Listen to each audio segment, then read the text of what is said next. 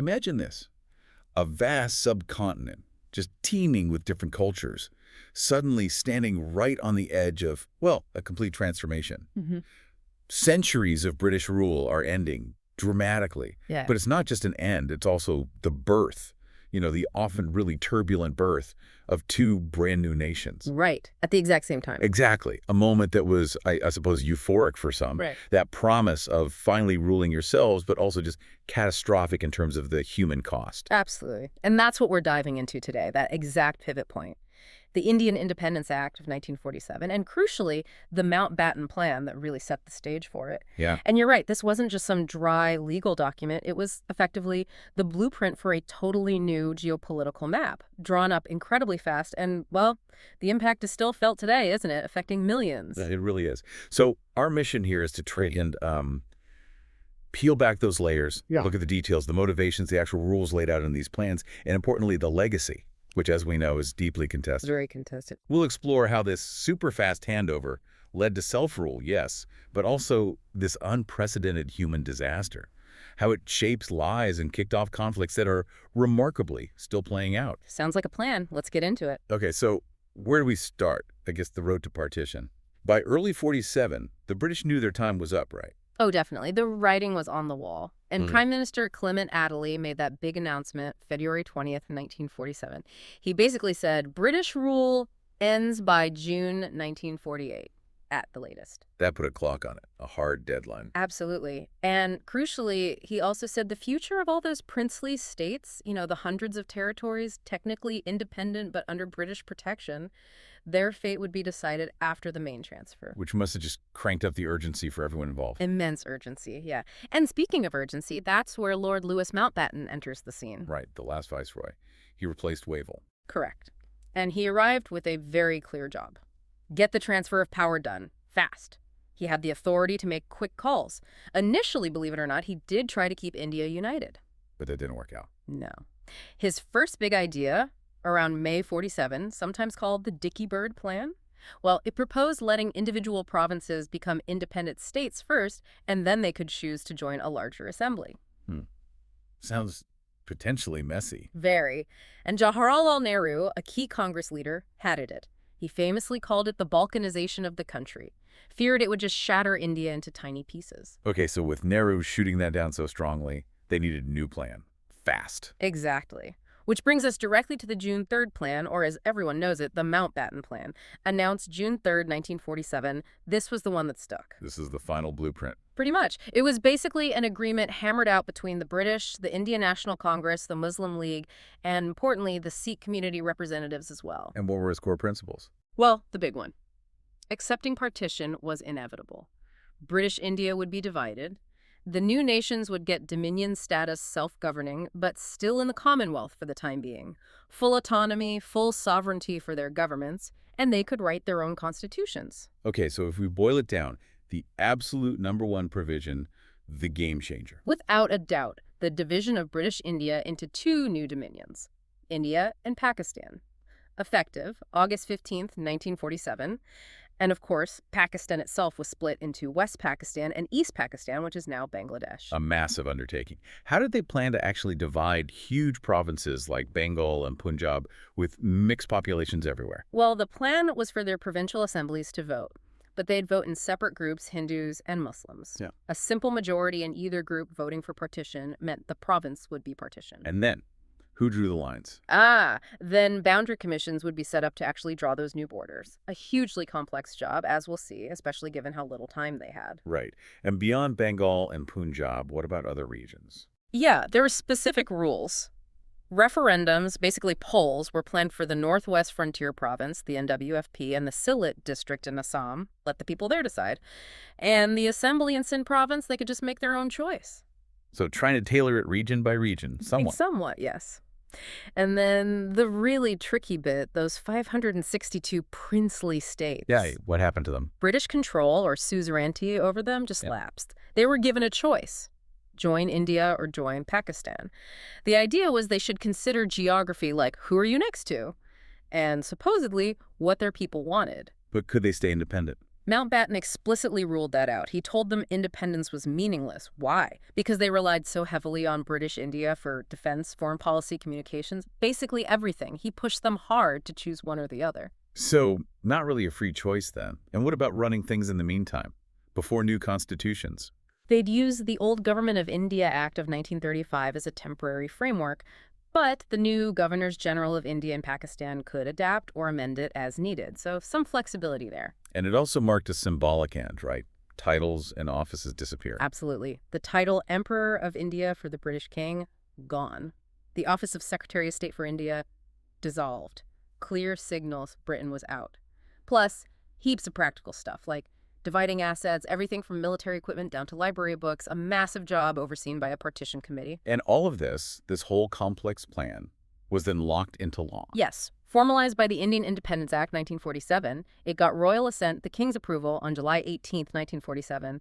That act legally created India and Pakistan. Okay, let's shift gears now to the controversies. Because ending colonial rule this way, well, it came at an absolutely staggering human cost. One huge point of contention is just how fast it all happened. Right. Mountbatten argued he had to speed things up, push the date to August 15th, 1947, or else everything would just collapse into chaos anyway. Yeah. But what was the counter-argument? Well, many people, including senior officials actually on the ground, like the governor of Punjab, Evan Jenkins, and the army chief, Auchinleck, thought that 72-day timetable was, frankly, disastrous. 72 days seems incredibly short. It was. They argued that a peaceful, orderly partition needed years, maybe 2 or 3 at least, not just over 2 months. This rush meant the division of assets was chaotic, incomplete. Think about dividing an army, finances, even furniture that quickly. The basic structures needed for a smooth handover just weren't there. And adding to that chaos, Mountbatten made another really controversial call, delaying the announcement of the actual border lines, the Radcliffe Award. Yes, holding it back until after Independence Day. It wasn't announced until August 17th. Why? What was the reasoning or the alleged reasoning? The allegation is that he wanted to shield the British from being immediately blamed for the violence that everyone knew would erupt once the lines were revealed. And the human tragedy of that delay. It's hard to even fathom. In places like Punjab, people celebrated independence on August 15th, flying flags, hopeful, only to find out 2 days later that their village, their home, was now in a different country. Suddenly, aliens in their own homes, as one account puts it. Imagine that shock. It's horrific. And this raises that whole question of Mountbatten himself. Was he impartial? There are claims the June 3rd plan wasn't even his idea originally. Right. Some accounts suggest it was largely drafted by Nehru, VP Menon, and Governor Jenkins. And then there are those persistent stories about Lady Mountbatten's close relationship, maybe even an affair with Nehru. Did that personal connection influence things? It's debated endlessly by historians. It definitely fuels the perception of bias, doesn't it? It certainly does. And another key example often brought up is the Governor General role. Mountbatten really wanted to be Governor General for both India and Pakistan, sort of a joint role. And Nehru agreed? Nehru accepted it for India. But Jinnah, the leader of the Muslim League, refused. He decided he would be Pakistan's first Governor General. How did Mountbatten react to that? Accounts suggest he was furious, felt embarrassed and rejected. There are reports he even threatened Jinnah, saying something like, "This refusal may well cost you the whole of your assets and the future of Pakistan." Wow. That's quite a threat. It is, and many historians interpret this as Mountbatten developing a real viceregal bias, a resentment against Jinnah and Pakistan that might have colored his subsequent decisions, which is crucial when we look at the Radcliffe line itself. Okay, let's talk about Sir Cyril Radcliffe, the man tasked with drawing these lines on the map that would affect millions. What was his deal? Well, the striking thing is Sir Cyril Radcliffe had literally no previous experience in India. None. Knew nothing about the culture, the people, the geography. Seriously, for a job this sensitive. Seriously, and he was given, what, maybe 5 weeks? For a job that experts said needed at least 2 years? It was an impossible situation, really. Just unbelievable pressure. And his instructions weren't exactly crystal clear either, were they? Something about other factors. Exactly. Beyond looking at where Hindus and Muslims were the majority, he was told to consider other factors. But nobody ever clearly defined what those factors were. Security, economics, irrigation systems, it was vague. Which must have just opened the door to disagreements and ultimately Radcliffe having to make the final calls himself. Precisely. The Indian and Pakistani commissioners on the boundary teams disagreed fundamentally on almost everything because of that ambiguity. So Radcliffe, the man with no India experience, ended up making these incredibly consequential decisions, often alone. And the results, particularly in Punjab, were explosive. Let's talk about Gurdaspur. Ah, Gurdaspur. A classic example. It was a Muslim-majority district overall, yet 3 of its sub-districts, its tehsils, including Pathankot, were given to India. Why was that so significant? Pathankot was strategically vital. It gave India its only feasible land route into the disputed region of Kashmir. There are strong claims, though debated, that Mountbatten directly pressured Radcliffe to make this award to India, maybe even deciding it before the commission started its work. So these weren't just lines. They were decisions with massive geopolitical implications from day one. What about other areas in Punjab? Firozapur. Right, Firozapur and Zira, also Muslim-majority areas initially expected by Pakistan to be part of their territory, but they went to India. Again, allegations swirled about Mountbatten's influence, especially because this gave India control over the headworks, the key control points of canals, crucial for irrigation in West Punjab. Like the Deepalpur Canal headworks. Exactly. Critics saw this as a deliberate move to give India leverage over Pakistan's water supply, potentially to strangle it economically. And then there's Amritsar. The Sikh holy city. Yes, awarded to India largely because of its huge significance to the Sikh community with the Golden Temple there. But that kind of religious consideration wasn't always applied evenly to Muslim holy sites elsewhere. It paints a picture of decisions that felt inconsistent, perhaps even biased, depending on who you ask. What about Bengal? Did the Radcliffe line cause similar issues there? Oh, absolutely. A major point of contention was Calcutta, a huge industrial city, a major port, with a mostly Muslim population in its surrounding hinterland. But it went to India. It did. Congress had basically made it a non-negotiable condition for accepting partition. They would not lose Calcutta. Meanwhile, East Bengal, which became East Pakistan, got the majority of Bengal's population, about 60%, but only 40% of the land area. And crucially, it got very little industry and fewer resources. So it started off at a significant economic disadvantage. A huge disadvantage. When you put it all together, the incredible speed, the ambiguity, the alleged bias, the delayed announcement, the human result was just devastating. Utterly devastating. It unleashed, as he said, one of the biggest, most violent mass migrations in human history. Massacres, horrific communal violence. Estimates range from 500,000 to maybe even 2 million people killed, and something like 80,000 women abducted. It was brutal.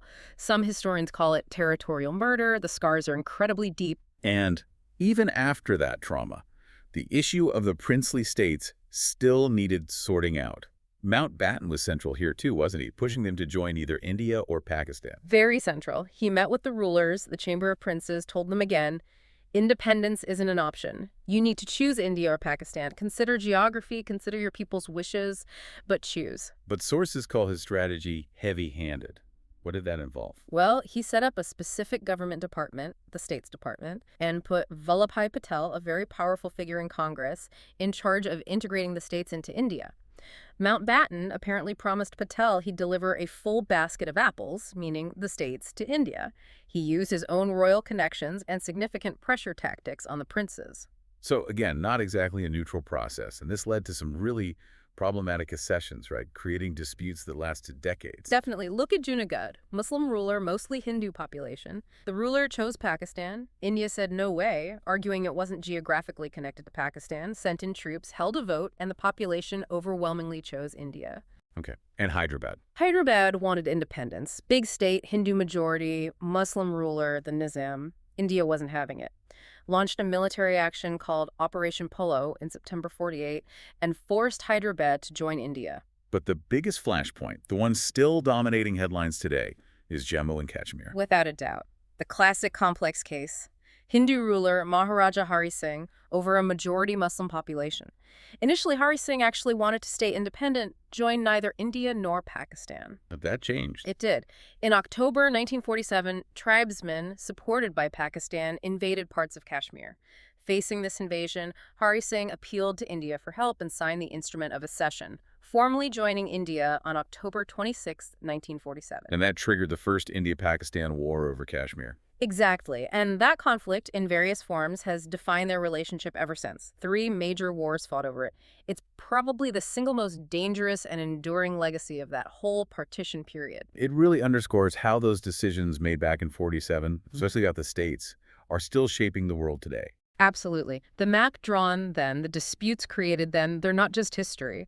They're current events. Well, we have certainly covered a huge amount of ground. From Attlee's deadline and Mountbatten's arrival, through the nuts and bolts of the Mountbatten Plan and the Independence Act, it's clear how fast British rule ended, Mm. but also how that speed, those decisions, kicked off an incredibly volatile new era for the subcontinent.